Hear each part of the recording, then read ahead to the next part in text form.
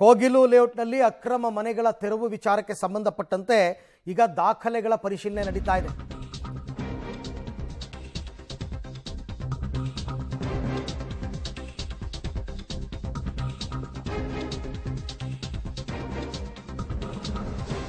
GBA, ಜಿಲ್ಲಾಡಳಿತ ಮತ್ತು ರಾಜೀವ್ ಗಾಂಧಿ ವಸತಿ ನಿಗಮ ಮೂರು ಇಲಾಖೆ ಅಧಿಕಾರಿಗಳು ದಾಖಲಾತಿಗಳ ಪರಿಶೀಲನೆ ಮಾಡ್ತಾ ಇದ್ದಾರೆ. ಮನೆ ಸರ್ವೆ ಮುಂದಿಟ್ಟುಕೊಂಡು ದಾಖಲಾತಿ ಪರಿಶೀಲನೆ ಮಾಡ್ತಾ ಇದ್ದಾರೆ. ಅಧಿಕಾರಿಗಳು ಆಧಾರ್ ಕಾರ್ಡ್, ವೋಟರ್ ಐಡಿ ಪರಿಶೀಲನೆ ಮಾಡ್ತಾ ಇದ್ದಾರೆ. ಯಲಹಂಕ ತಹಶೀಲ್ದಾರ್ ಶ್ರೇಯಸ್ ಅವರು ಕೂಡ ಈಗ ಅಲ್ಲಿ ಉಪಸ್ಥಿತರಿದ್ದಾರೆ ಅಂತಕ್ಕಂಥದ್ದು. ಮೊದಲನೇದಾಗಿ ಅವ್ರು ಇರೋದೇ ಅಕ್ರಮ ಅಂತ ಆದರೆ ನೀವು ಏನು ದಾಖಲೆಗಳನ್ನ ಇಟ್ಕೊಂಡು ಏನು ಮಾಡ್ತೀರಾ?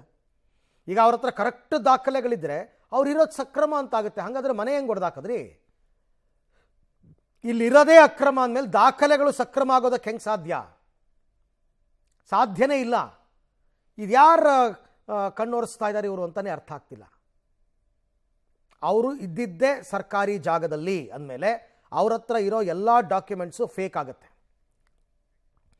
ಕೋಗಿಲು ಲೇಔಟ್ ನಿವಾಸಿಗಳ ದಾಖಲೆಗಳ ವೆರಿಫಿಕೇಷನ್ ನಡೀತಾ ಇದೆ. ಈಗ ದಾಖಲೆಗಳ ವೆರಿಫಿಕೇಷನ್ ಅಂತೆ. ಇವರ voter I D, Aadhaar card, PAN card ಏನೇನಿದೆ ಎಲ್ಲ ಪುನರ್ವಸತಿ ಹಿನ್ನೆಲೆಯಲ್ಲಿ ಸರ್ವೆ ಆರಂಭ ಮಾಡಿದ್ದಾರೆ ಅಧಿಕಾರಿಗಳು.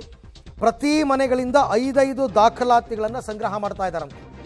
Current bill, Aadhaar card, voter I D, ration card, gas bill ಎಲ್ಲ ಪರಿಶೀಲನೆ ಮಾಡ್ತಾ ಇದ್ದಾರೆ. ಗ್ಯಾಸ್ ಬಿಲ್ ಎಲ್ಲ ಬಿಡಿ, ಅದೇನು ತೊಂದರೆ ಇಲ್ಲ. ಬಟ್ ಈ current bill, Aadhaar card, voter I D ಎಲ್ಲ ಇಶ್ಯೂ ಮಾಡೋದು ಗೌರ್ನಮೆಂಟ್ ಅವರೇ.